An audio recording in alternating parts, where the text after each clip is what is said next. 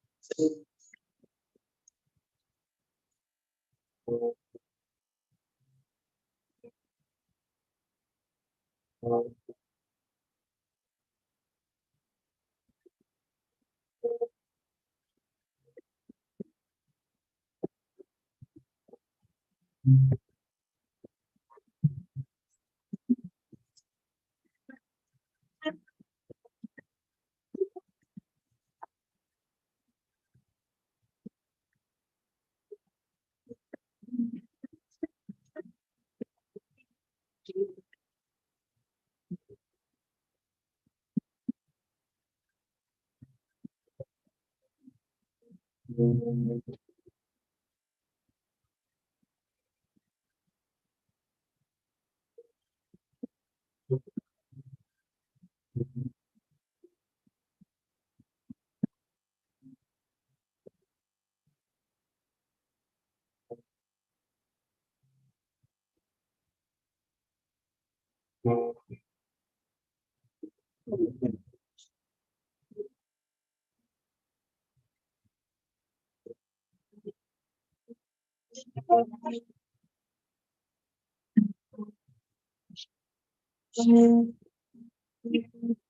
is doing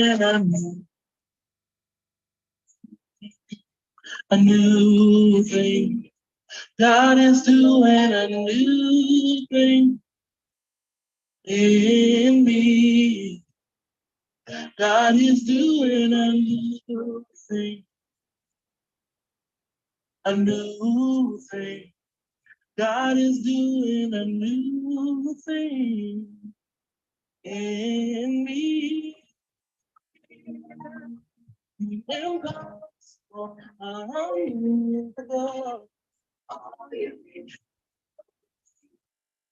let's see about me.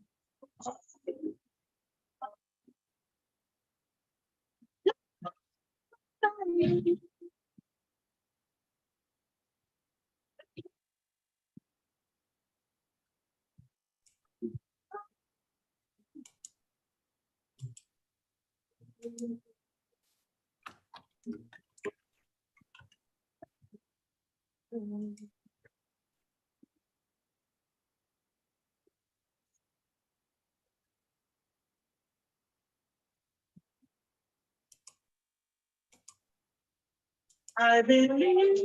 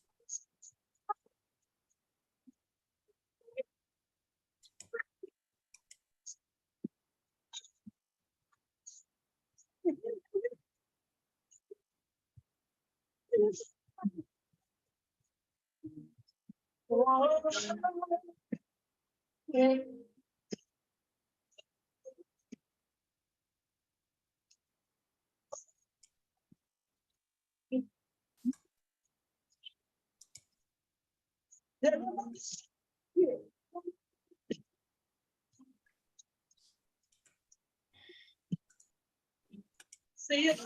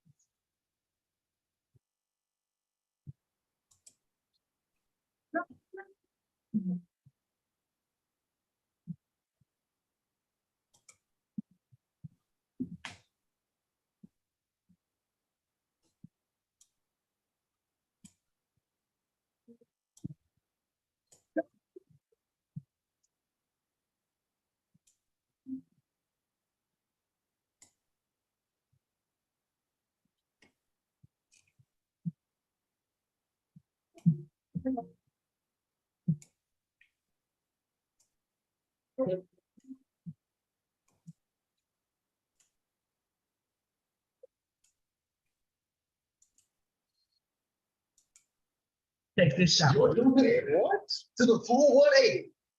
I'm gonna put the kids to bed. It's time for the full 180.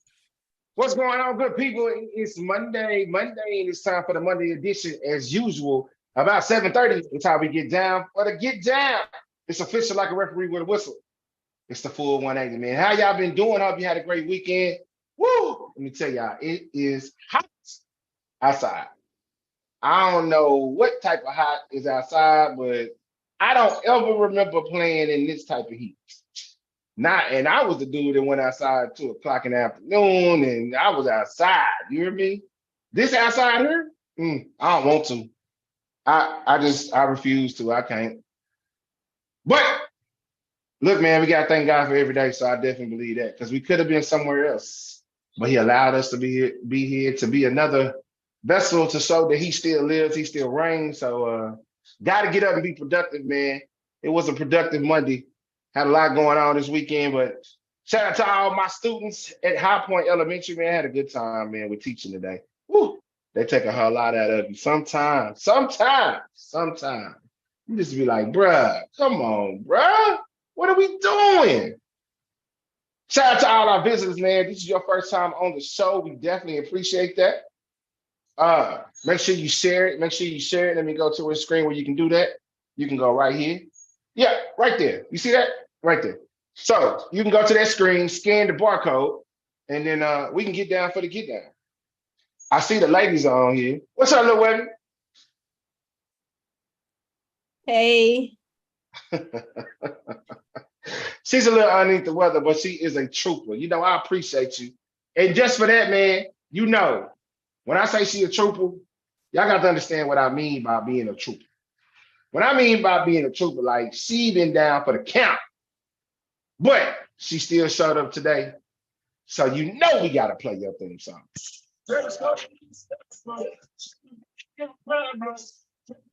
What you do? Yeah. I'm moving, I promise. She gonna take you out of NASA today, I promise you. My homie, my ace, the coon boom, the one in the corner. That's her. Yeah. Lil Webby, man. Now we trickling on down to the homie. J. Jules, man, I want to show y'all a picture. She came to Boy Louis on Friday. It's this finger for me. I don't know what it is, but it's the finger for me. Jules was she was doing something on her phone, and she was eating wings, and all you seen was this finger like this. And she was just thinking. I was like, what is she doing? So I took the picture, and I sent to her. I was like, don't show that picture. I was not thinking. I was working. It was the finger for me. It was just these two fingers like in the earth, suspended. And you like, okay. Either somebody was getting red or somebody was like, yeah, that's all I got. I haven't got nothing else. I wish other people could see. I showed it to my brother. We laughed. It was real funny. D. Lewis are definitely on his way, man. Don't have to worry about that. So while I wait on my boy, let's go into a couple things before we get the show started. I got a quote for you today. A strong relationship starts with two people. Ain't that right, Webby? Get up. Who are ready to sacrifice anything for each other. Hey, so I did shout out to my man DJ The Truth. I got a chance to do his wedding this Sunday. And it was a gentleman there who read like 10 things that when you have a relationship, you know, when you start a relationship that you have to do. He mentioned you have to learn to put each other first, not the kids, not the mom, you know, right after God. But then he also mentioned this. I thought it was very key. You got to know how to sacrifice. You got to know how to do it for the betterment of the team, not necessarily for you. It ain't always going to work in your favor, bro. It just don't. I don't care how y'all look at it. It don't ever work in my favor. But you know what? It's the betterment for the team. So this is what we're going to do. We're going to work it out for the team. So, ladies and gentlemen, you gotta know how to do a little sacrifice. Just a little bit, not too much. I like to call it adjusting. You just do a little adjusting. You see, got to lean with the Kurt Huxtable. Okay, I'm gonna get off there. I hadn't even said anything yet. Don't matter that face. It's the face for me. Jules, It's the did you face. see me say anything? Did I say anything? No. But did you lean? Do what you did after I said you did it. Did you not? It's just the resting. You the know resting what? You know The resting what? it's my resting place, and you know my reaction time is delayed. So my wit is not witting right now. You know. Oh, but that Webster is still in the way. It's there. We ain't ever got that part though. Yeah. Me and my cup. Stanley's in the building. No, I can't say it like her. Say it like you. Stanley is in the building. Okay. You and Stanley get shot. All right, here we go. So the kickback is going on August 26th, man. Look, we had a good time. I don't know about Saturday. I talked to Roy, everything was good. But Friday, man, it was real cool. When I tell you at the shack, food is good, laid back spot. It's a diverse crowd, which I love. Man, we just kicking it. We inside, we not outside, so we get to enjoy the cool air. But when I tell you, you don't have to, everything is prompt. Waitresses are prompt. Food is on prompt, drinks on prompt, and you know the music's on prompt. Shout out to my brother Jermaine Hurst, who came out to help me out. He stuck out there, man. But it was some people out there. We all got together, did it to me slide. Like y'all I'm proud of y'all. You know, let me say that. Because y'all done practice all summer long. And y'all finally got it. Those who got it. Like that's why Jules smiling now. She got it. She was out there with us at Boy Louis. She said, okay, I'm gonna do it. Like, come on, get in where you fit in. And I had we got a group of people all summer. So man, it was cool, man. It was cool, laid back. You know what I'm saying? So we're gonna do it again this Saturday from 6 to 9. It is a full weekend for me and the Dallas League DJs. Part 1 is Saturday, Match My Energy, the brunch and day party. Of course, me and my partner in crime, DJ Royalism, the hashtag the Party Rockers. Make sure you keep that on your mind. Real DJs get high, not the fake ones. That's what we say. But we'll be on the rooftop, man. We're starting at 2, going at 7, along with DJ Black Ice. I think will actually be on the rooftop with us. I got to holler at him. And then we'll leave at 7 and come back about 9. This says 8. About 9, and we go live at 9 for the after party. The We Outside rooftop mega party, man. When I tell you haven't been to Harlem on a Saturday, you don't know what you're missing. Now, grown folk, listen to me well. After 9:30, 10 o'clock. If you get there at 9, you need to be gone by 11. Jules, testify. Go home. You need to go home by 11. Yeah, 11:30. You good. Be tired by then anyways. You hear me? So yeah, you need to go and be gone. Trust me, sometimes I'll be ready to go myself, but you know, I can't do it. So it is what it is. But that's Saturday, man. Other than that, let's get into a little reaction. I want to see what the reaction is today. I got a couple of things I want to play. And I know we got a lot to talk about, so I want to make this real quick. Jules got the show today. I get to be a castmate. I like when I have to be a castmate. You missing some introduction. Uh-oh. It's my baby mama. You know. What's up, baby mama? What's happening? Hey. She been MIA with the nephew. I said, you done cut it off. You're a brand new you. Okay. All natural. You got real baby hair, huh? I do. This is okay. Mm-hmm. Well, I definitely like the hair with the hoops. Come on, round the way, girl. Looking like LL Cool J song. Don't start. We good. That might be before her time. Baby, Look, here she go. I know that song. This is the youngster of the crew, man. Gotta have a youngster. She keeps it vibrant all the time. But she popping in. We glad to see you again, baby. Like I said, D-Lou is on his way. So let's get into the reaction part of this. Make sure I got it. Oh, okay. We good. All right. What'd you watch? I don't know yet, but let me see your phone. What? Because I asked, can I see it? Let me see it. What do you need my phone for though? Why I gotta have a reason? But you got something to hide, Jeremy? Let me see your phone. There you go.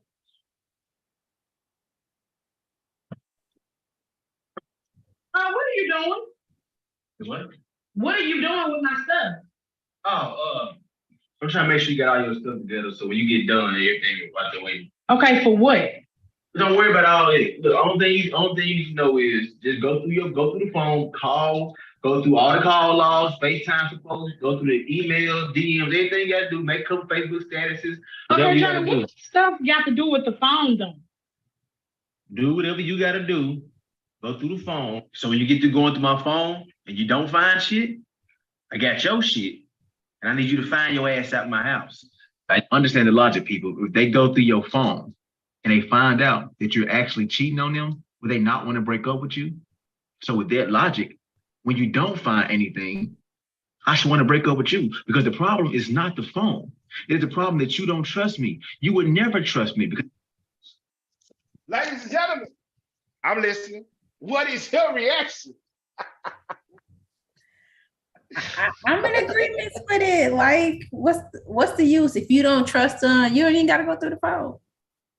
Just be done, or confront him directly if you think he cheating. Just say you cheating. You know what? I appreciate you, big dude. You know I appreciate you, big dude. Because I feel like when you start digging, it's like the black hole. You just can't stop. You always thinking about it. You want to keep doing it. There's no return. There's no return. You check it one time, you're gonna want to check it again. It's just a rabbit hole. And let somebody else fall down off in it. Because if I don't trust you, I just don't trust you. You're not gonna mess up my peace over nothing. Hey, word up. Ladies, anyone else? Anyone else? Yeah, nah, I'm not going through no phone. Nah. Because I'm be mad after I seen what I need. Come on. Yo, you impress me all the time. Let's go. Yeah, to be honest with you, if there was an inkling that there was something going on, I'm not gonna ask you for your phone. I've already done what I needed to do. If that's what it is, I don't need to go through your phone. If I suspect, there's no point in me going through your phone. I hope I'm making for the FBI. Yeah. If I think you're cheating, there's no point in me going through your phone. Well, look, I don't play the phone. Let me first say, I don't even like answer my own phone. I don't care about your phone. Please, I will point to your phone and tell you it's ringing. I don't care. And if I gotta do all that, look, this ain't gonna work. I got too much other stuff going on. So if I gotta worry about your phone, that's to me, that's like adding to something on my plate. And I like to clean my plate. No euphemisms. But I don't want to have to worry about all that. I don't want to lose no sleep. I don't want all that intuition. We good. Y'all keep the phone. I'm straight. All right. Here go number 2. And I'll be the first to tell you, don't nobody care about a little armpit size coochie you got, ma'am. Sit your ass down. Why is it that we as women have this radar, this intellect, this intuition of when our man is sneaking or cheating or being shysty? But you ain't got no intuition for when your man is unhappy or dissatisfied or going through some shit. I don't get it. Women are selfish as men constantly have to put their feelings on the back burner or suppress things or keep it pee to satisfy you, love. Why can't you equally do that for your man?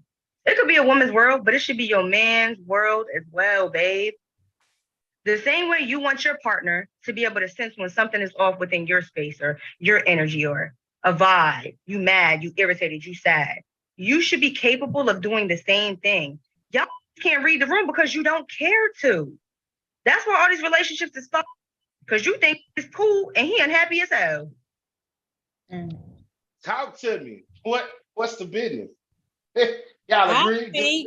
What's the reaction? Women know women are aware when their men are unhappy. Most women, if they're in tune, Now, regardless if they say anything, is a different story. But you can pick up on it when something, and you may not think that, you may not know that they're unhappy, but you can pick up when the vibe is wrong.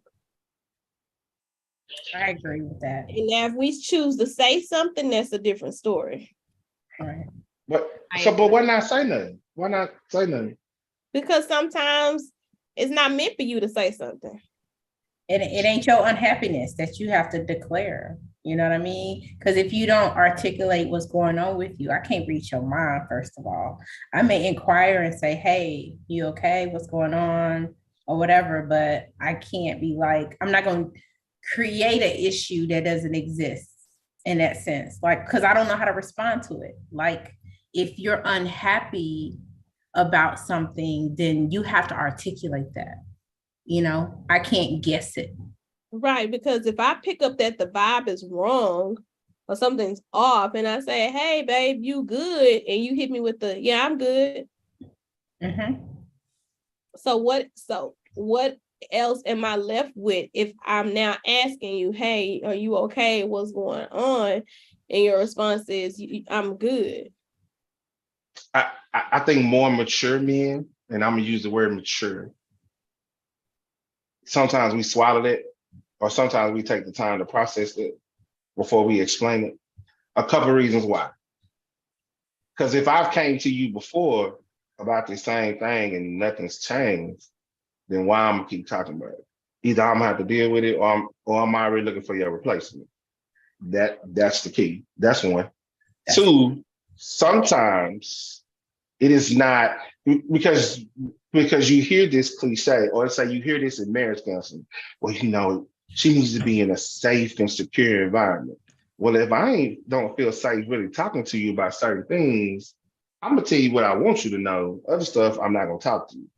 I may talk to somebody else, I may do something else. But if you show me that when we had this conversation and you blew it up, or we have the habit of someone tells them about how we feel, and then we get in our feelings about what we told them, what we feel, and now the conversation has reverted from the person who talked, who was the main conversation person, to now we talking about the other person, their feelings about what's going on.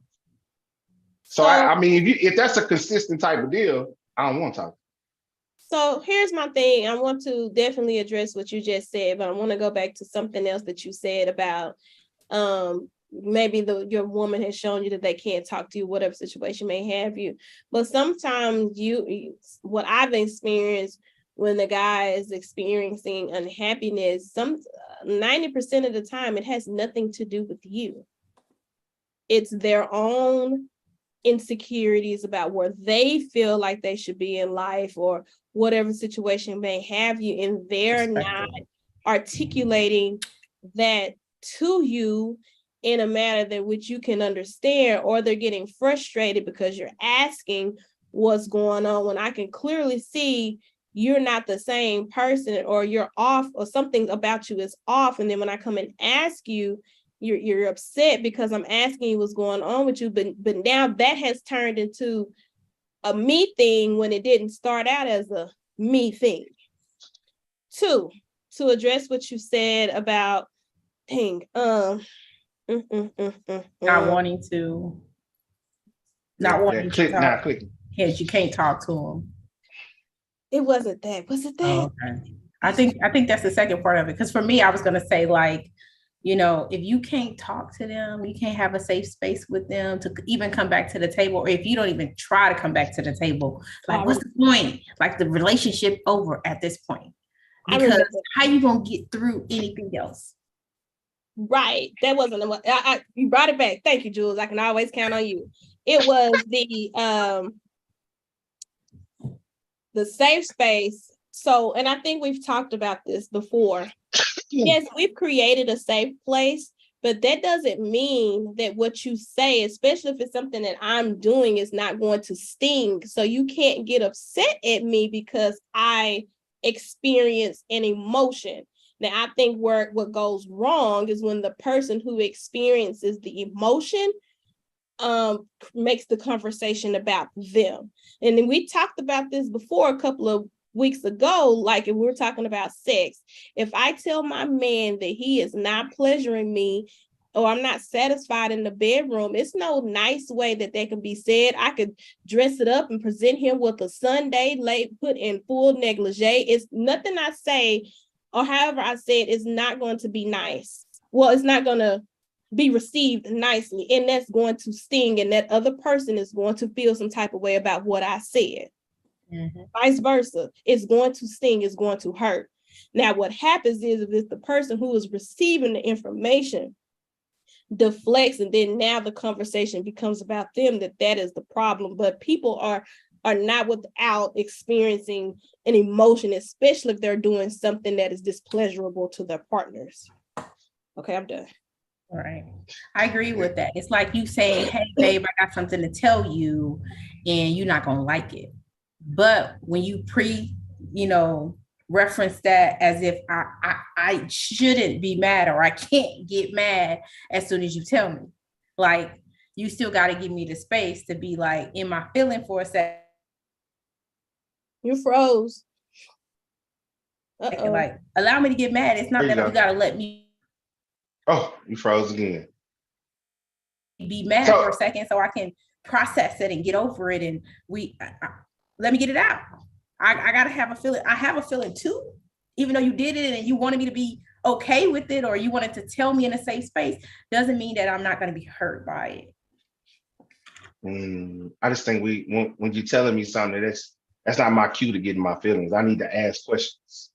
That's why I preference what I said. But that's why I preference what I said. When you're mature and not, because when I used to be Greg the asshole, all I heard was one word, and I'm finna go for your juggler. Now I kind of like process what you said. Now I'm finna ask some questions. When did you start feeling like this? Well, when this happened, how long ago was this happening? Why didn't you say something then? Okay, so all right. So I heard what you said. Let me think about that. I still don't agree. I understand it still may hurt, but I believe you have to learn how to have these hard conversations. Right, but hard conversations are not without emotions and feelings. Right. People are human, and it doesn't matter the level of maturity. Because if I tell you, well, obviously I wouldn't say you suck in bed, but I could say, hey, babe, let's talk. When you did that thing there, I didn't like that. That was my best move. I believe you will. Like, damn, that's my best move. That's your best move. And then you like, I thought you liked that, and you're like, look. And then you're like, you're not gonna be talking about Pedro like that. No, we're not gonna talk about. We're not gonna do that. Hey, that's enough. Don't worry about it. Don't worry about it. Worry about that.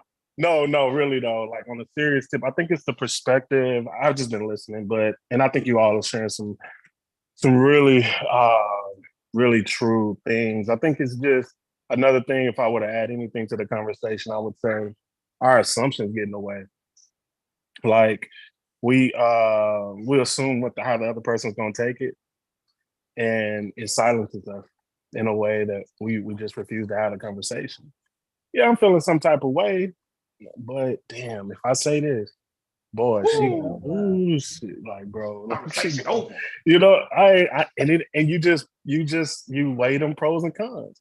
As men, we're taught pick your battles.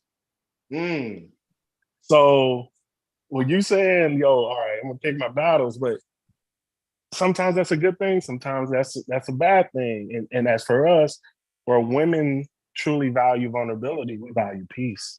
So how can we meet in the middle and have vulnerability and peace at the same time? I think it's practice. Yeah, I mean, you just get to know each other. I mean, practice. For sure. Because, man, like, sometimes you've dealt with the weight of the world all day. The last thing you want to do is come home and be fighting with your chick and be fighting with your girl. You know what I mean? Amen. Because if I came to my dude and be like, look, you suck. Well, let's stop that. First of all, that's not loving by no means. Right. And no man, mature or not, Barack Obama's not going to even understand that. And I think he is a very Well, Webby, man. hold on. If we have that type of relationship though, where we talk to each other kind of crazy from time to time, I would probably like laugh it at you just first. it's within the culture of the relationship. You know what I'm saying? Like, yeah, it may be uneasy to hear that I'm not dropping it off like I thought I was, right? However, right, and it's uneasy. Let me deal with it that way, right? And I still want to drop it off in a way Yeah, just that don't do it is the way you like, was doing it. but the way I was doing it was just I'm misaligned gonna with my boo you, goals. suck. Right. No, Baby mama vice say versa. again. Like, not Boo now. you, suck. Hey, boo, nigga, boo. But at the end of the Oh, day, it's like, wow. all right, I just got to regroup. We got to go to halftime. All right, halftime. You go in Back there into in the locker football, room. in sports. I played sports all my life, and at halftime, you just there are plans that you just have to scrap and readjust and go right back out there and go perform again. You know what I'm saying? That's it. And That's that's it. just how I go. You know what I'm saying? And it's vice versa. Like, you know what I'm saying? So Gotta be a student. yeah. Gotta be a student. You know what I'm saying? Like, it is what it is, right? You know what I'm saying? Now, damn man, you said that. Good segue. We're gonna roll right into the show topic. This is what we're doing. Hey, this is brought to you none by Jules Custom Jewelry, huh? Yep, she is the owner of this one. So today, this is what we discussing. Man, I'm tired of carrying the load. No, you're not. Let me tell you why. You don't think that woman is tired, bro? You don't think that woman is tired of having to make all the decisions in her life? You don't think that woman is tired of having to be the man in her relationship? You don't think that woman is tired of having to carry the weight of everybody around her, from her man to her friends to her family? You don't think that woman would willingly give all that away if she could find a man who was capable enough to handle it? A man that's gonna come in there and be a grown man, who's gonna do what he says he's gonna do, who's gonna be consistent, who's gonna take care of mentally, spiritually, emotionally, to where she could just take that much needed break and relax and be the feminine woman that she was naturally born to be. You don't think she want that? You okay? If the answer to any of those questions is no, y'all have no idea how women think or operate. He has no idea of some of these women in these streets. Go ahead, Jewel. Set it up. I'm ready for this conversation. Yes, I am. Okay. Let's go, Jewel. Set it up. So from this perspective of, dating or marriage or, all of the above, I kind of wanted to chime into what we talked about a little bit last week about leadership and, my comment was, can your man lead you even though he's still learning? And from the perspective of, she said no. And that comes from the perspective of are we allowing our man to lead us in the way that, it's intended to be? Let me step back just a little bit and say, as women, we're looking for leaders. We're looking for men to lead us in our relationships, right? Some of us are, let's just say that. Thank you. However, we've been out in this world for 20, 40, 50 years or whatever it is. And we've been independent. We've been doing this stuff by ourselves. We've been in these partnerships that's 50-50. Or we just ain't seen it. We had no experience where, our parents or our close significant people who had good leader in their relationship. And so, are we capable of allowing him to lead? Wait, Mom, we're gonna let you go first because you've been out the loop for a minute. Okay. And you got so much to say. Get ready. Look at her. If you hear baby screaming, it's because that's from the man that tried to lead, baby. But listen, I'm not today. Not today. Okay, tomorrow. Okay. So I'm all for a man leading, right? But if I have been able to how can I say this? See that your qualities are not leading or not going in the direction that I feel like our family should go, or me and you as a partnership should go, I'm gonna tell you about yourself. And I'm gonna say, hey, I'm wanting you to stand up to be a leader of this family or a leader of this partnership. And you've given this person chances and chances. I mean, because we as women, we're good for giving chances. Like, don't get us wrong. We give chances. But I do. I give chances. And I just feel like men, some of them are natural born leaders and some of them are learning how to be leaders. Well, you cannot get with a strong feminine woman if you're learning how to be a leader. I need you to learn how to be a leader before you try to take my hand and lead me. Because you're not about to take my hand and lead me into poverty. You're not about to take my hand and lead me into, I'm having to go ask my mama for $20.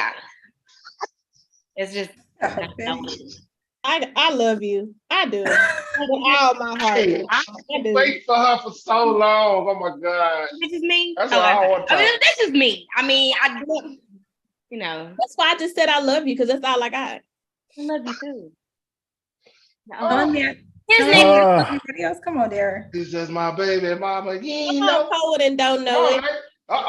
Yeah, this is interesting on a couple fronts. So I'm gonna get in trouble. Unpopular opinion on this. I'm still stuck at the kind of like the soundbite that was played because he missed. I get what he's trying to get to in that, but when you take a woman who's been independent and you come into her life, yeah, you ain't gonna just. But the truth is, she ain't gonna let you leave right off the bat. Right.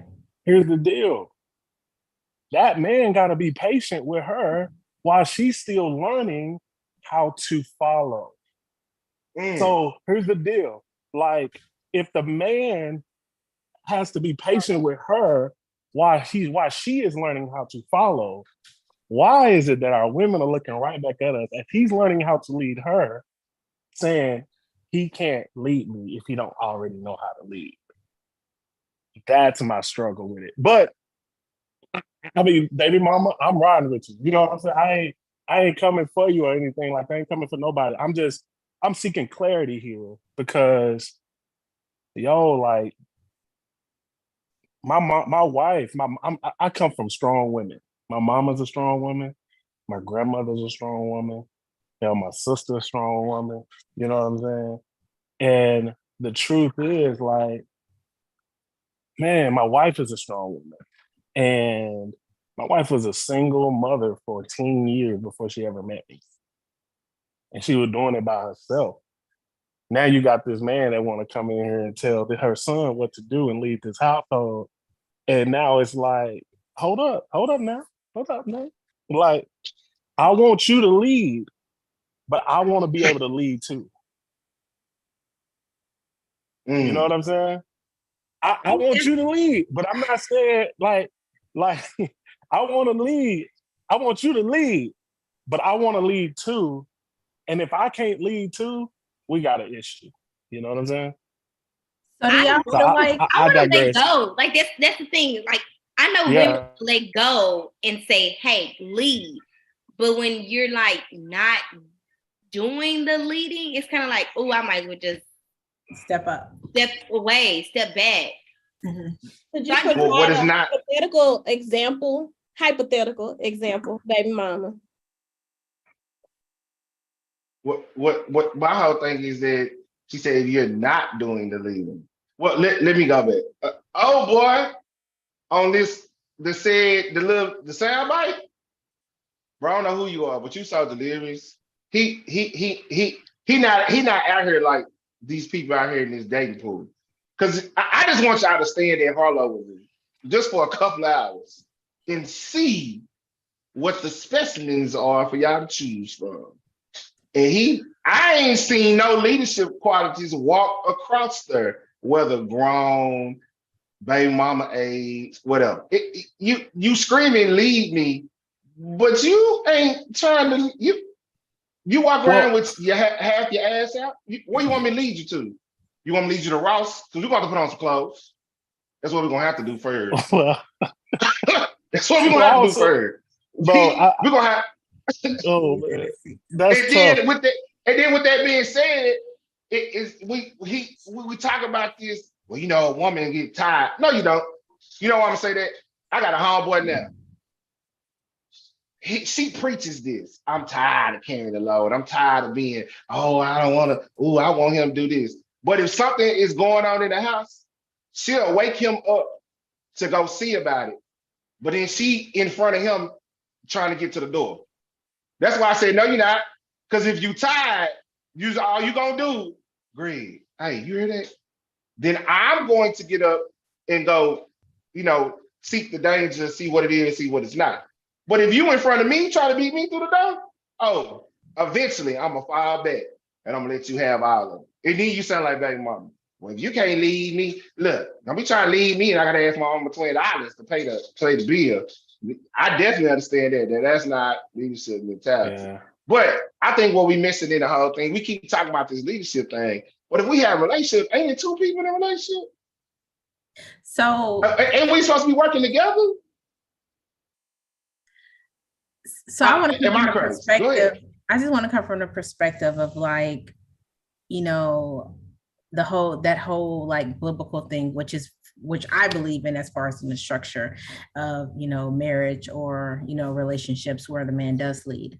And when we talk about leadership, is like, what does that look like? What does that look like for each individual person or their family or whatever that is? Like, I want a man to lead in the areas of relationships and to lead with discernment and to lead a certain kind of way. But does that mean he gonna have the answer to everything? No, he's not. He's not gonna have a perfect answer to everything or the perfect solution to everything. But if he includes me in that process, then I'm vested into the resolution. So if it don't work out, then what we do, we come back to the table and figure something else out. But I'm trusting him to take the information that he has available to him and make a good decision with it, And I'm Jules, Jules, that's good leadership. Yes. That good leadership knows how to be inclusive. Mm-hmm. It knows how to delegate. Yep. It knows how to set the vision. Yep. And also, thank you, Holy Spirit. Good leadership knows where they're weak. They go and they amplify. They don't get insecure when their wife is stronger than them in the area that they're. Yes, Lord. Yes. What I've experienced, and Jules and baby mama, please chime in. DJ, get off the phone. Is the men who are insecure in certain areas, they don't like when their wives or significant others step in that place. They get really weird and try to be more controlling in those areas that they know good and doggone well that they lack. I would say this, Webby. I would say it's sometimes it's not that. And I'm just gonna speak about myself. I don't want to speak about men in general. The times I've struggled with that is when the wife didn't come in with humility. You know what I'm saying? Like, whereas if there's a shortcoming or if there's an area of weakness that's exposed, that she actually might be better at it, right? Like, if she throwing that stuff in your face, like, okay, Lord. But if she throwing that stuff in your face, if it's when it gets in her hands, see, if it's like, if it's just like a lot of attitude with it, sometimes, the stubbornness in me, sometimes I'll say, yeah, I'm weak at it right now, but I ain't gonna be weak at it forever. And I'll just rather figure this out on my own. But that's not healthy, to be clear. That's not healthy. It's just sometimes it doesn't, how do you say this? It just, I don't know. We're just not as humble as we could be with one another. You know what I'm saying? Is that she don't ask for help sometimes? Right. That's one thing. They're not asking for help. and they see you be very diligent in one particular area and have said to you, hey, babe, I know you rocking that right there. But when it's them, they can't say, hey, babe, since I know that you're better at this and I'm learning, can I learn from you? Can you show me what you're doing? Blah, blah, blah, blah. They get in defense mode about it. And you haven't been nasty to them. You hadn't thrown it in their face. You hadn't said anything. But they at you. Yeah. Yeah. And that happens. Well, how often, let me say something in leadership that I've learned just leading the entire organization is my leadership coach teaches me to celebrate the behaviors you want to see. Right? When you're able to celebrate the behaviors that you want to see, it creates the room for the feedback that you got to ultimately provide. Right? It's not always, because here's the deal. If you come at anybody and all your feedback is just negative feedback or something that they can't do, that's when it turns into nagging. That's when it turns into like, but if you're also celebratory, right? And if you know how to celebrate the behavior you like to see, like, you know, I ain't gonna lie, y'all women, you women have so much power over us. If y'all say, boy, you look good in that black shirt, boy, like you looking good, you working that, like blah, blah, blah. Girl, we'll wear that shirt 5 days a week just to make sure we get that. Like, you know what I'm saying? Y'all got so much power that y'all just don't know. Like, and I think sometimes like all we hear is this negativity and like this, and I'm not saying it from y'all, right, specifically, but in general, like you just see women killing brothers, man. Like, and at the end of the day, it's like if in your relationships, if you celebrate each other, it just makes you want to do something. Just keep going. Like, I mean, how often, and I just posed that question to our group, how often do we celebrate the behaviors we want to see in our mate? I like to celebrate the small things. I don't like to so much celebrate big things because in my thinking, and y'all can correct me if I'm wrong, if I learn how to celebrate the small victories you have, celebrating the big victories is nothing because we do it. It becomes consistent. It's become repetition. It becomes like a second thing. So now we celebrate each other. I tend to say if you find a dude, and ladies, correct me if I'm wrong, if you find a dude who's interested not into the broad picture of you, but the details, you might want to keep that brother because he's a student of you, but you don't know it. He's watching you in everything that you do, but he's not saying everything. He's paying attention, so he'll know what this is, what that is. That's me being in the details, or like an older gentleman told me, young man, you gotta learn how to get out the frame and get into the picture. We spend so much time in the frame. Oh, the frame got to look like this, and the picture looks like trash. It's just like, why are you putting something that look like trash in the frame? Like, you got to take care of the picture. You know them old pictures that your grandparents had from back in the Gap, and they had that crease in it, a line, it's brown. You didn't take care of the picture. You talking about the one where all the black people was marching, like with the casket and you talking about the one they was marching up the hill, like everybody had. No, the one I'm talking about. It's the good times picture that everybody. There you go. There you go. Times picture. But yeah, I think we should spend time, and I think that helps, as he said, with the whole humility thing, because that's a big deal. I truly believe you really love your woman, man. Anytime there is a weak moment that you have, it ought to aggravate you because this is your woman. Like, this is the one. Like, you wanna make sure she smile every day. Now, baby mama, some of y'all when you said it, well, you know, if you can't handle a strong black woman, then you don't need to be trying to lead me. So, baby mom, I got a question. Why can't a brother getting trained or he's learning to lead can't lead a strong black woman?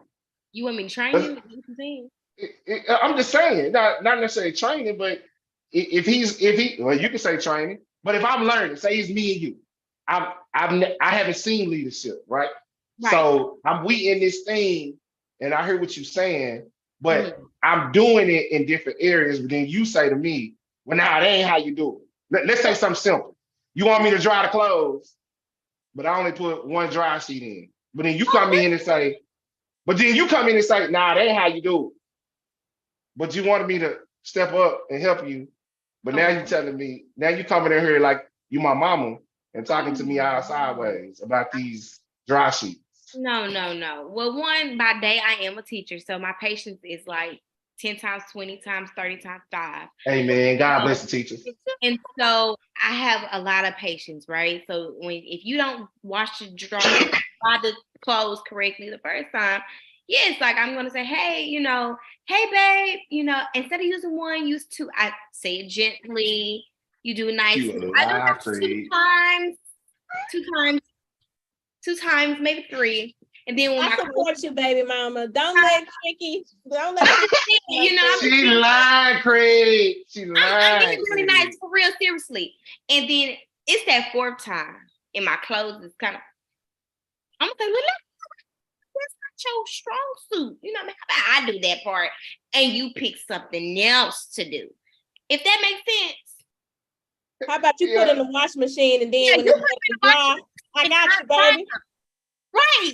You know what I'm saying? Dry, and then you fold them, because I know I don't like to fold, but you love to fold. So it's kind of like a balance thing. But don't tell me, hey, we need to go take care of this. And I'm like, okay, I'm waiting for you to do it, and days and weeks go by, you haven't done it. Then I'm just like, what happened to what you said we was gonna, we had the business to take care of. And then you're like, oh, I forgot.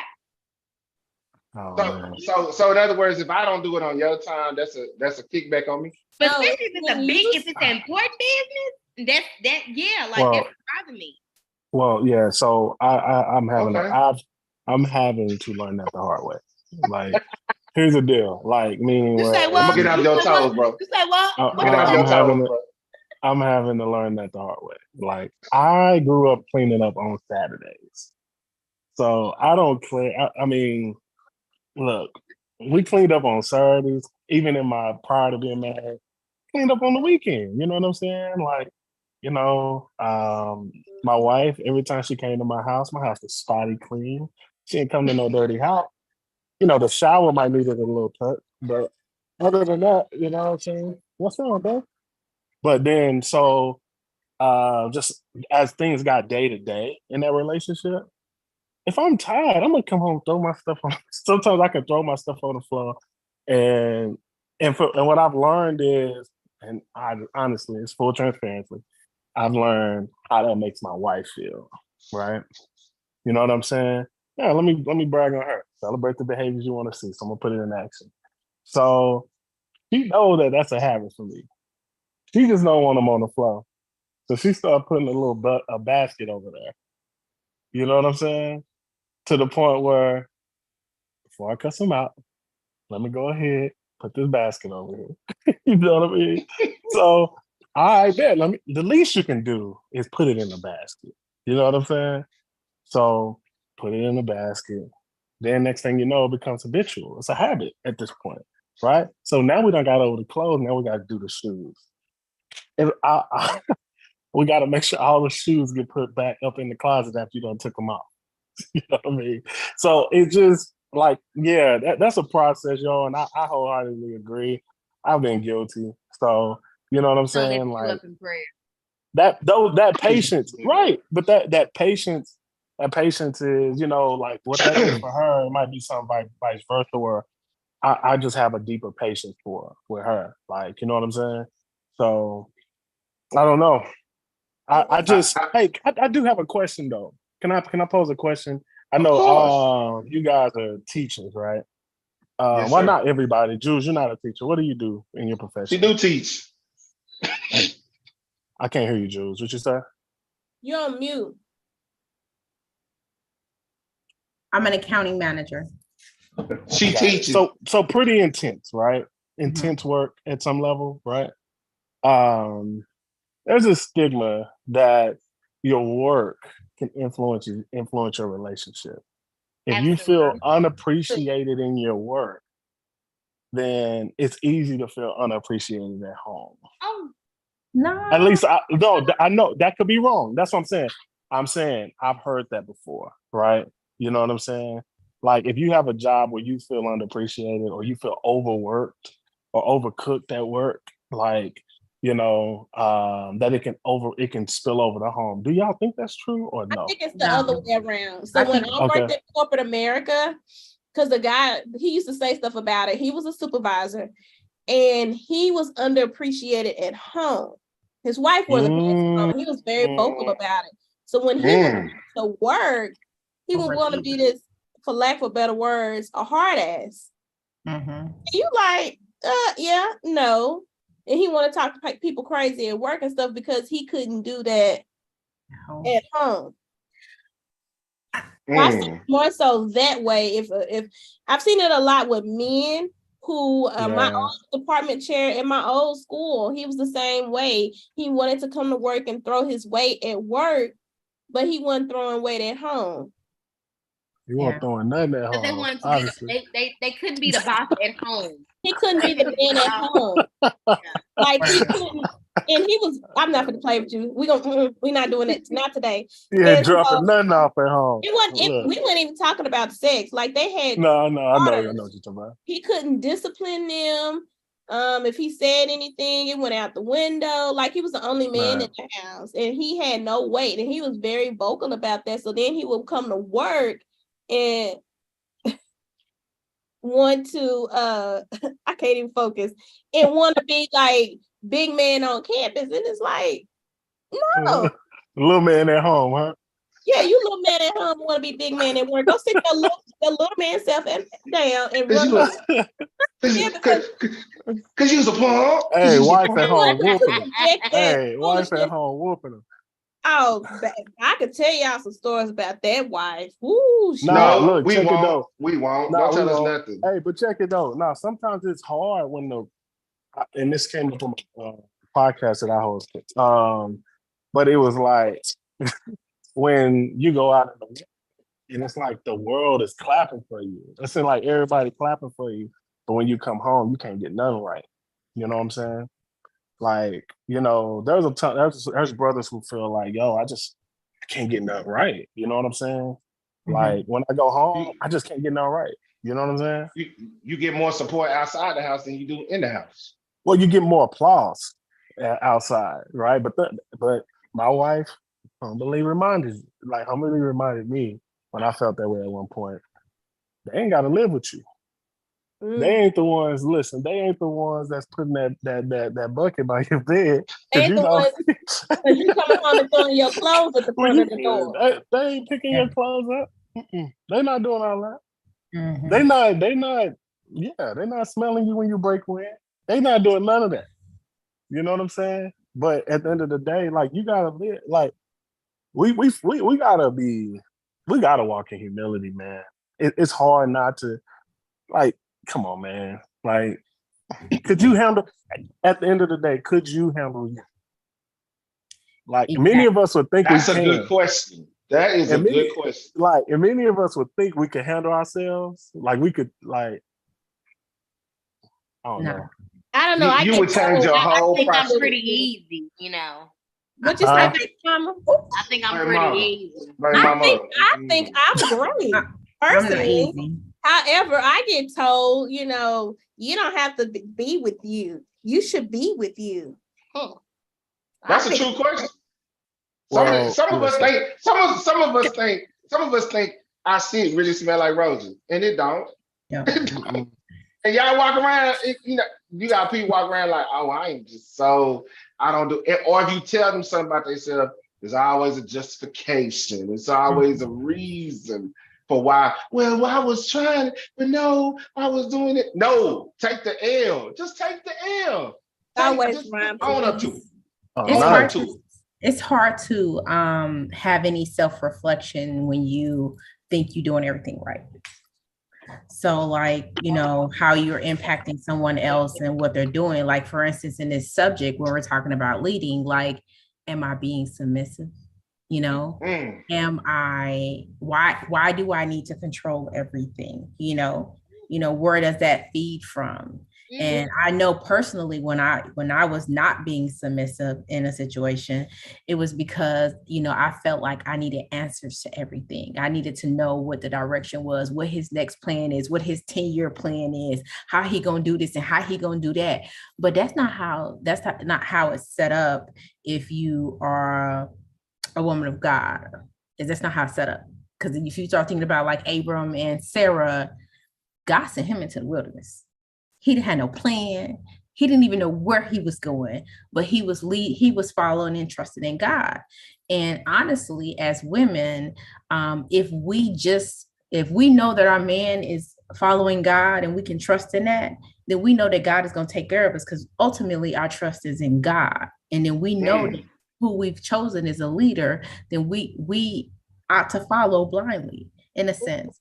It's kind of like, I don't want to say like to be ignorant or to be like, oh, he could do whatever he want to do. But like, if you trust your person, like, you trust your person or not, then following is easier, because you know that the leadership that he has, then you can trust it. You can count on it. Like, he don't got to have the answer to everything, but if he leads with good leadership, which means that he's going to include you along the way, you matter. He is building. He just don't always know what it looks like. And you just support through that, then, leading is not so bad. I mean, following is not so bad. Oh, it's actually great in a sense of the peace and the comfort that you get from not having to make all of those decisions or not having to lead the family yourself. Like, there's joy in being submissive, like the things you don't have to take on and the burden that you don't have to carry, in that sense. I know that like the world teaches you that stability is in knowing what your future is, knowing what the next steps are. But I mean, if we trust in God, we know he's going to take care of us. We know what his promises are. So ladies, answer this, because I know Webby finna say something. Go ahead now. Webby, say what you're going to say, but when she's done, I want the ladies to answer this. See, because you mentioned something, and I've always been curious. If you've been a two-part deal, if you've been in a situation where you've been the king and queen in your house, what struggles do y'all experience mentally from relinquishing that? I always use the term "let go of the rope." What makes you just want to keep holding on to the rope? Oh no, oh no, oh no. But he's being consistent. But as you said, it makes all the sense in where he doesn't have all the answers, but he's showing this and that, this and that. But there are some who will hold on to the rope, and it's 6-7 months, and you've been holding on to the rope. What's the struggle y'all dealing with? Experience. Fear, your past experiences, the way you were raised, not having a good example of what good leadership looks like, having a trusting example of what leadership looks like, being in a broken home where, every man your mama was with left her, or every situation you see, there's not a good male role model in that sense. I don't know. Fear. So do we do a good job experiencing bad relationships with bad men who don't know how to lead or lead with control and authority? And the only reason I ask that is because different cultures raise women, raise their little girls totally different from when you see how our culture raised our women.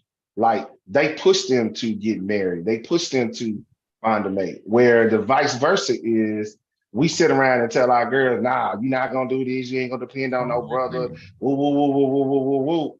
But then you 50 now and you still ain't been married. Go figure. Go ahead, Louis. So, a couple of things, and what Jules was talking about, then I'll talk about what you were saying. A public service announcement to all men out here, because you said something about submission.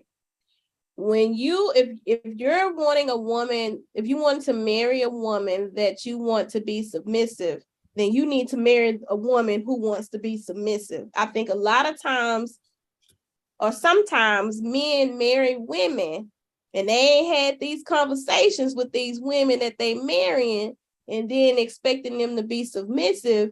And then that's not something that the woman either agrees with, believes, or any of that. And then they're having these struggles in their marriage and they're going to their boy saying she don't listen, she ain't submissive, when y'all never even had this conversation about if that's something if she even believed in. That's one. Well, here's the deal. You can have a willing to submit, but or practices is ready to practice submission per se. But if the man can't give the mission of where we're going, like, it's going to be difficult to have submission, right? Like if the man can't, like, and that's a real challenge for me. Like sometimes, like to say, hey, look, whoa, shit, I gotta leave. Like I think we gotta be clear. Sometimes we gotta be honest about, like, dang, the realization of the fact that I gotta leave. Like I'm responsible for some lives now, not life, not one life, like all these lives, and I gotta make sure they straight, no matter what. You know what I'm saying? Like I gotta make sure they go before me. I mean, I go before them. Meaning, whereas if they're in danger, I'm jumping out there before any of them. You know what I'm saying? It's a lot. And be Even honest to the with point yourself. where, and this is always an interesting topic. If your wife was drowning and your kids were drowning, who do you save? I hate them kind of questions because no Right. somebody's gonna be upset. Right. Well, here's the deal. If the man can't swim, all y'all drowning.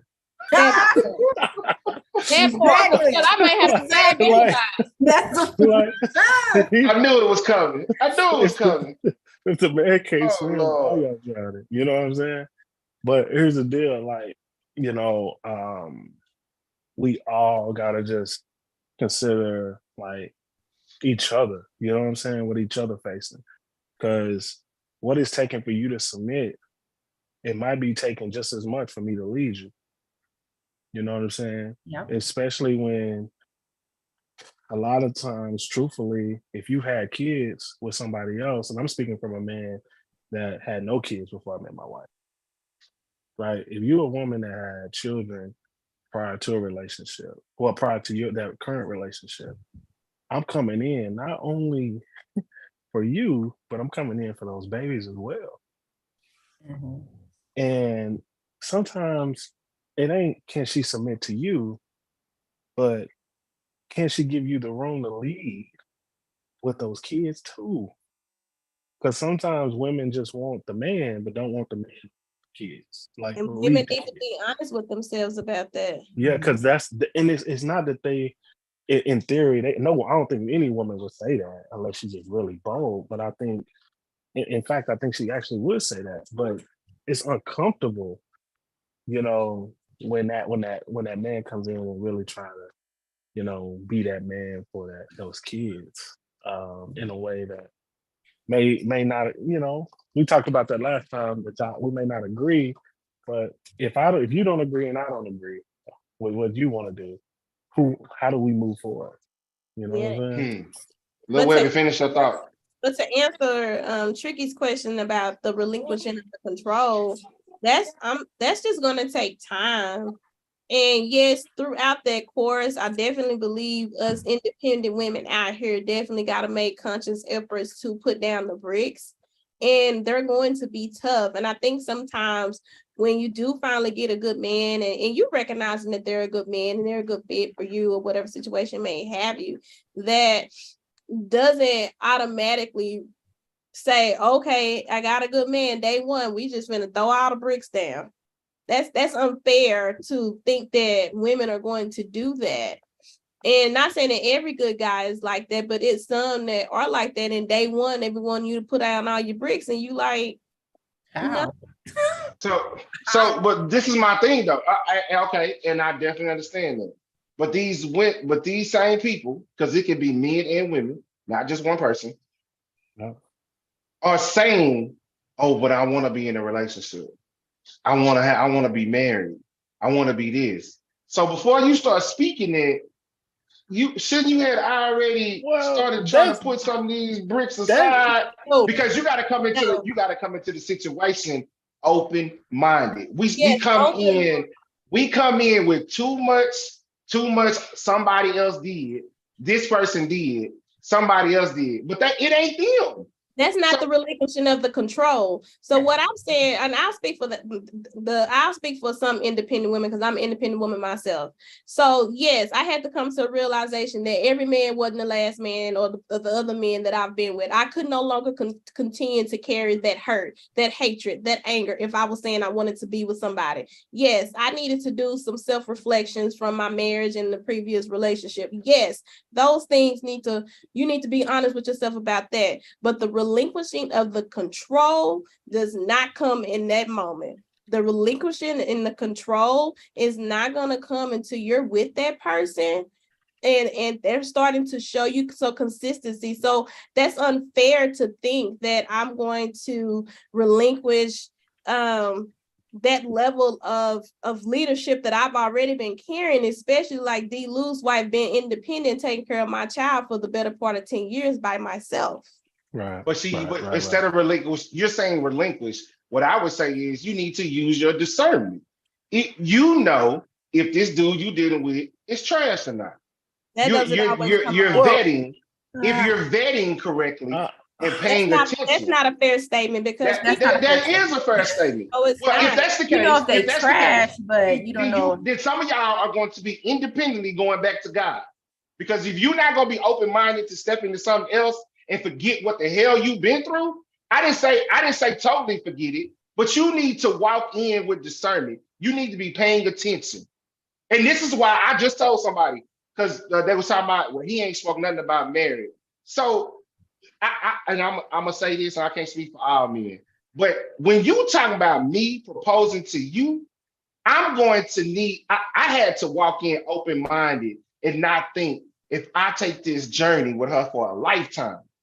Hear what I just said, a lifetime, not 6 months. Now I can get up and go to my house and she go to her house. We are coming to the same house. During that time when I'm trying to investigate if you are marriage material, yes, you're gonna have to relinquish some of this power. You're gonna have to put some of these bricks down so I can start seeing who you really are and not this person you created to be. Because too many of us are getting in relationships still with fear. Fear and faith cannot dwell in the same place. So if you're going to have fear, stay excuse my language, ass in the pool.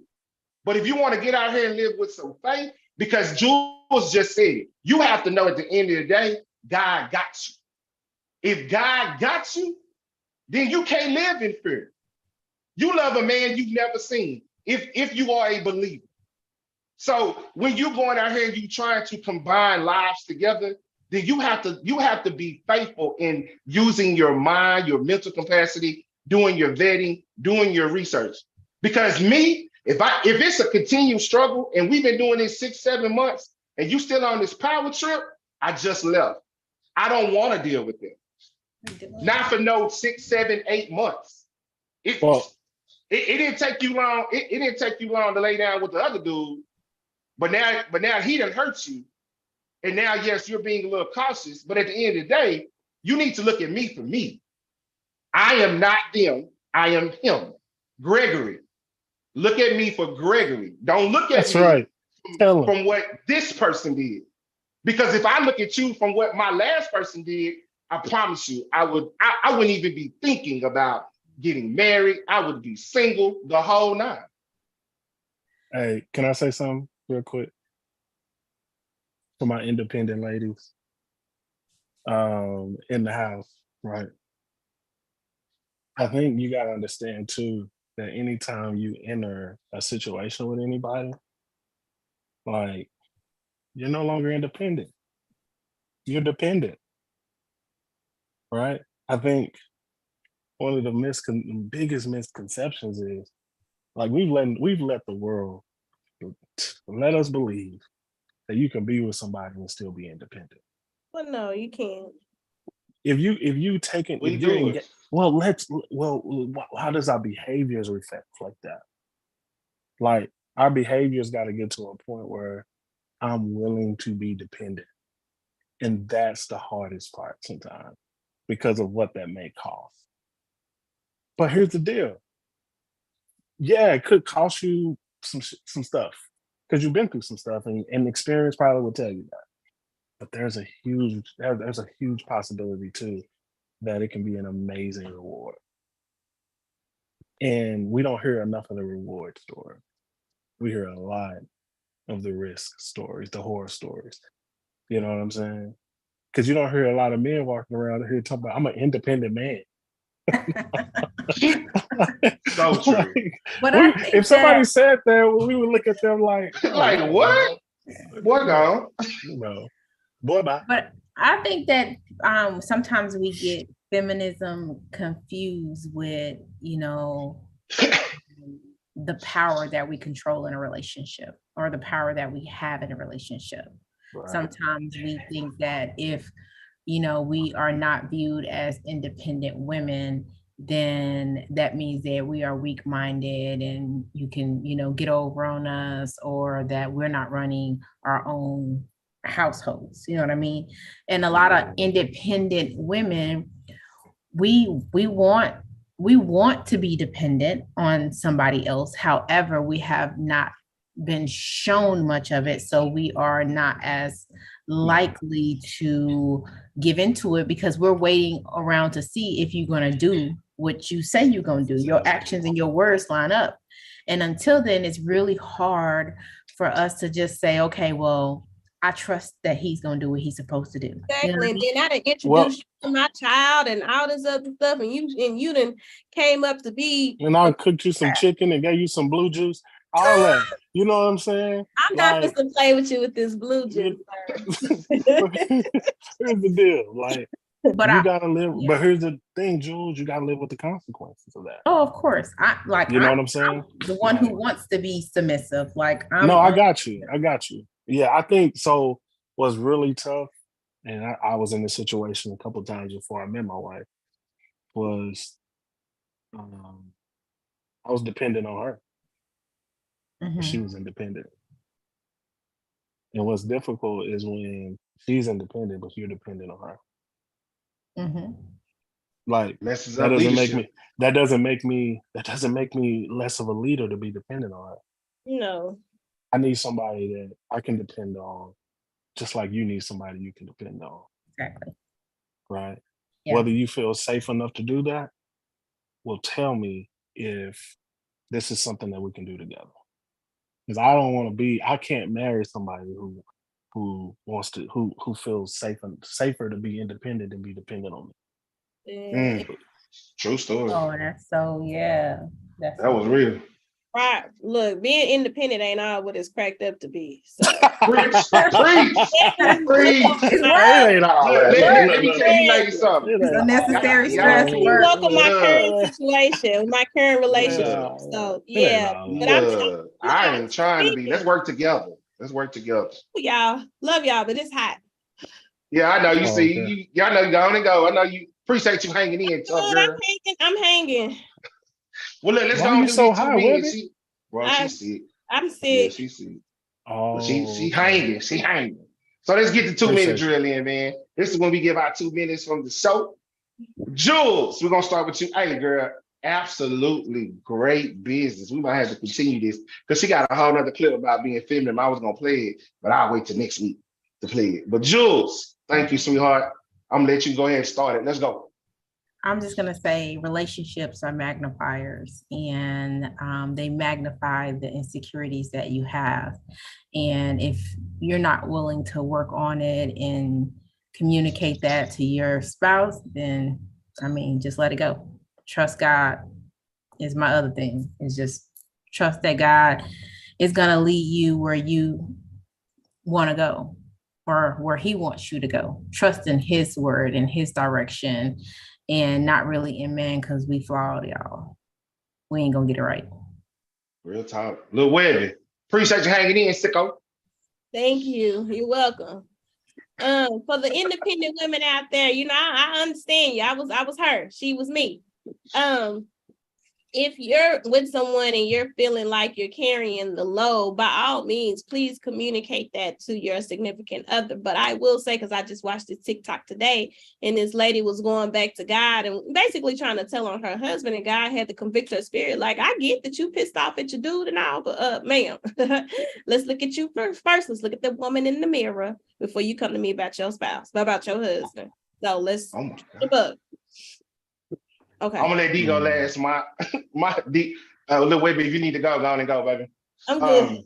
Thank you. Look, I'm gonna go in it because I'm gonna let D pray us out. But my own thing is, man, look, like I say at the end of every show, fear and faith cannot dwell in the same place. It just can't. I know it's hard. I know some of these dudes ain't about a titi. Some of these women ain't about a titi. But bruh, you got to insist. You got to know at the end of the day, look, God got you. At the end of the day, God got you. So whether win, lose, or draw, understand.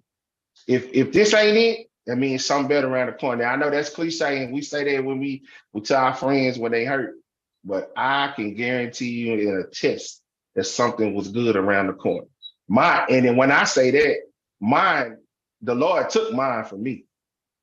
But when I tell you He made me a better person, and because of that, I have something greater. And now we have something greater. So, my man, D. Lou, my brother, go ahead. Say your 2 minutes and you can go and take us out, bro. Yeah, this for all the independent brothers out there. No, just Hey, you know what? I'm gonna do a show called the Diary of a Mad Black Man. I think you should. You're gonna have some Diaries of a Bad Man. Diary of a Mad Black Man. Bro, chill out, bro. You don't know what you invite. It's time. Look, we done had the women. Now it's time for the men. I think we should. Next week. Come on. No. Men waiting to exhale. Chill out. No. Oh no.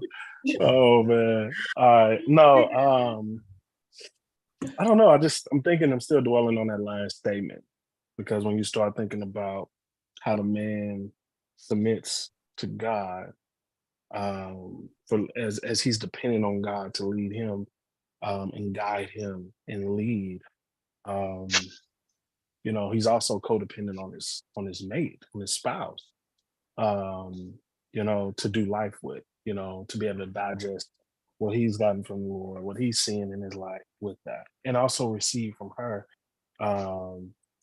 feedback, understanding what life is presenting to her. So I just don't be afraid of being like taking a step to be dependent in a relationship, like really truly depending on your mate, like, and being honest with that person about what you're depending on them for, right?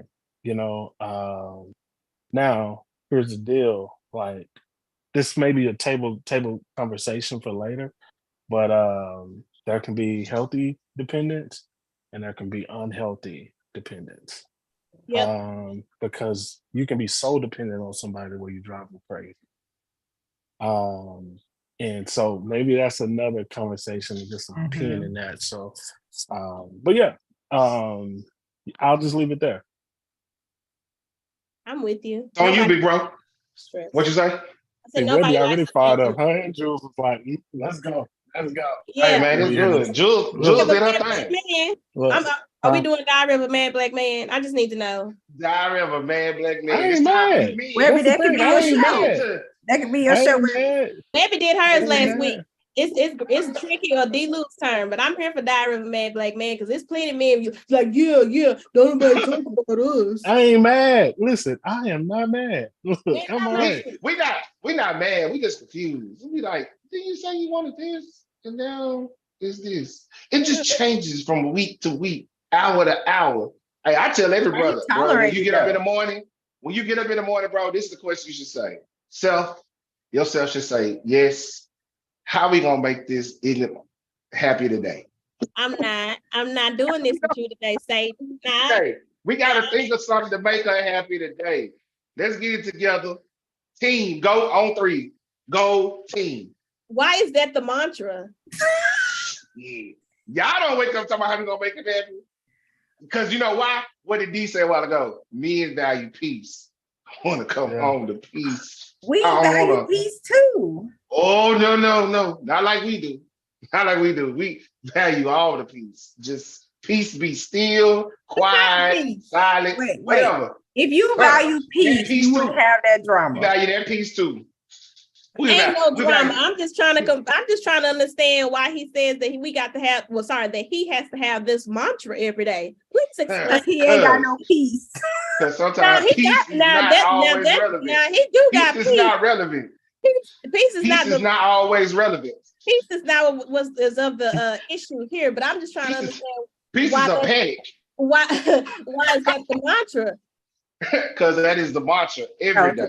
We I'm gotta just trying figure to it out. understand, but it's We not gotta lack of figure peace. it I out. promise you that. But you know what? I'm gonna let D pray us out. But you're gonna find out in the diary of a mad black man. We gonna exhale. Not gonna exhale. Exhale. D, let's do it, bro. What are we getting ourselves into? All right, so let's pray. Heavenly Father, thank you so much for your lovely grace and your mercy. Thank you for keeping us through the midst of this conversation. Thank you for all the words that were said and all the things that we're, still seeking answers for. So God, you teach us in your word to just, if there's something that we're lacking, to ask you for it. And as specific as it is to wisdom, if there's like wisdom that we're seeking, that you will gladly give it to us. So we pray that you continue to give us wisdom on just how to discern and pay attention and how to really hear you for instruction, so that we're able to make just not only the righteous decisions, but we're able to make ones that are obedient. That we're not, falling for anything. That we're truly, truly honoring you in our decision making and all that we do. So when we've sinned and fallen short, we ask for forgiveness, Father. And not only that you will forgive us, but that you would put it in our hearts to forgive those who need to be forgiven.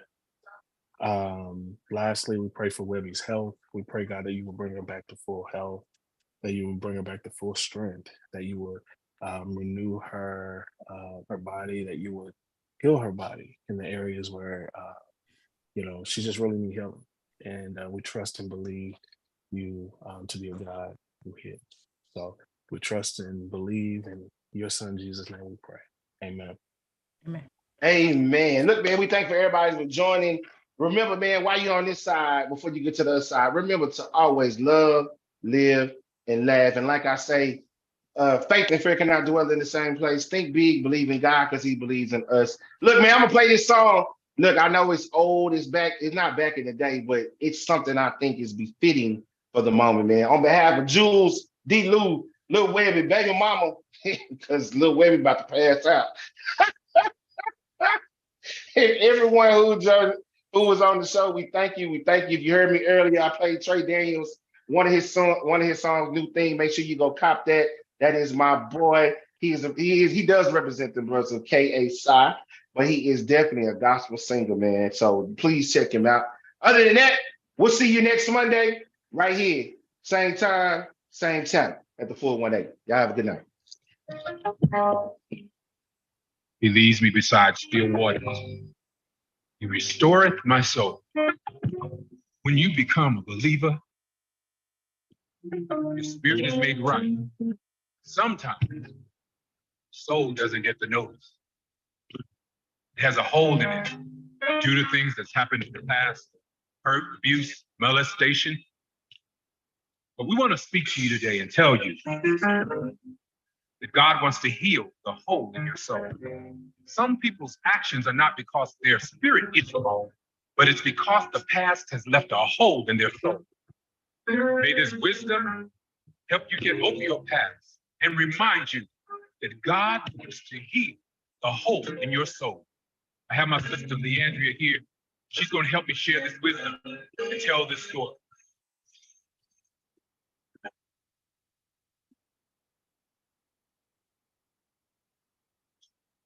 Deliver me, 'cause all I seem to do is hurt me.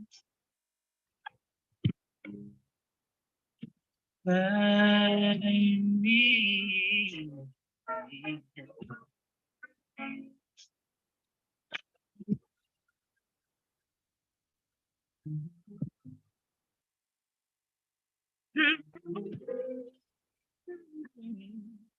Just take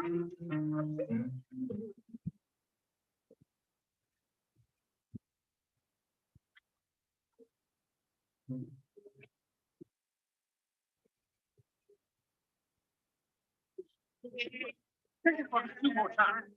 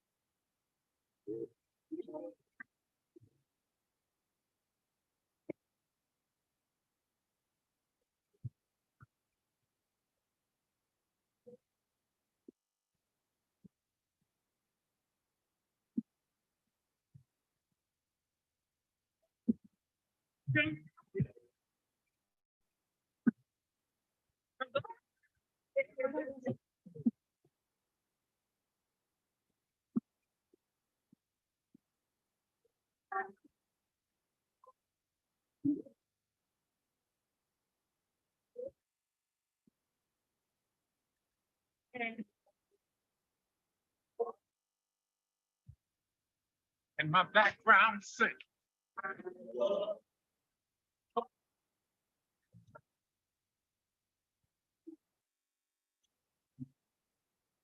Rescue me from myself. Overthinking. You're listening out there. You have to think you're struggling with your past faith.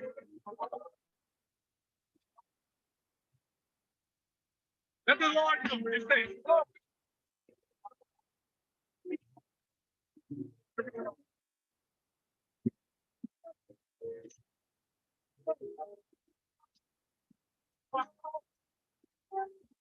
Stolen fruit. My faith, pick it on down. So it is. It is so. Amen. When we pray, we're going to end that with a declaration, a decree. So I'm speaking for all of you listening, starting here, starting now. The things that hurt you in the past will control your future. Starting now, this is a new day. This is, you are officially really, I'm singing for me, Leandria.